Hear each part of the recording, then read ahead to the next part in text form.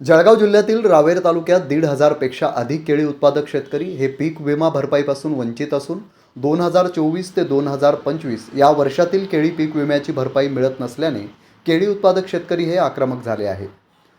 दरम्यान संतप्त शेतकऱ्यांनी सावदा येथे अंकलेश्वर बऱ्हाणपूर महामार्गावर रास्ता रोको आंदोलन करत शासनाचा व पीक विमा कंपन्यांचा तीव्र निषेध व्यक्त केला आहे। उत्पादक शेतकऱ्यांना या रास्ता रोको आंदोलनामुळे मात्र अंकलेश्वर बऱ्हाणपूर महामार्गावरील वाहतूक काही काळ विस्कळीत झाली होती। त्यातला जे आमदार खासदार आहे ना, इथले नालायक आहे की यांना गावात एंट्री द्यायला पाहिजे।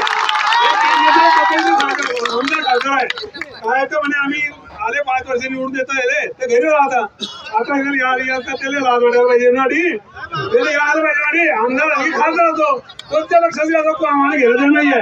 आमचा पीक विमा मिळाला पाहिजे, हे आमची रास्ता मागणी आहे। विमा भरला आम्ही, रेडिओ भरला, 1 घंटा गेला की भाऊ तुमचा रिचार्ज झाला, आता नाही करणार मग आता तुमची घालणार रे। आम्ही कलेक्टर टायमाला गेलो तर कलेक्टर साहेबांनी सांगितलं गेलं काय मीडियावाल्या बाहेर काढून हे खराब आहे गेले काय तर म्हणे फोकस मध्ये येतात आणि काही बोलतो मग आपले काय म्हणतात त्याला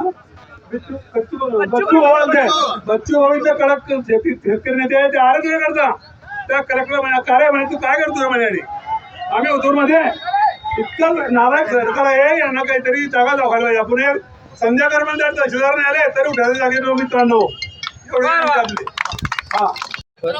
जळगाव जिल्हा प्रतिनिधी आहे। आपल्या सावदा महसूल मंडळाचे सुद्धा क्लेम कॅल्क्युलेशन झालेले आहे, सर्व प्रोसेस पूर्ण झालेली आहे। पण आपली जी रिमेनिंग सबसिडी बाकी आहे 37 करोड रुपये, त्या सबसिडीमुळे आपले पेमेंट थकलेले आहे सावदा महसूल मंडळ आणि पारोळा तालुका।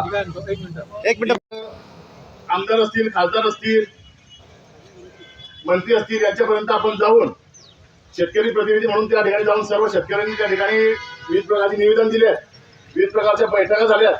गेल्या 3 महिन्यामध्ये ते सर्व या ठिकाणी करत असताना सावदा मंडळातील पीक विमा केळी उत्पादकांचं विम्याचे पैसे, हक्काचे पैसे या ठिकाणी आपल्याला आजपर्यंत मिळाले नाहीये।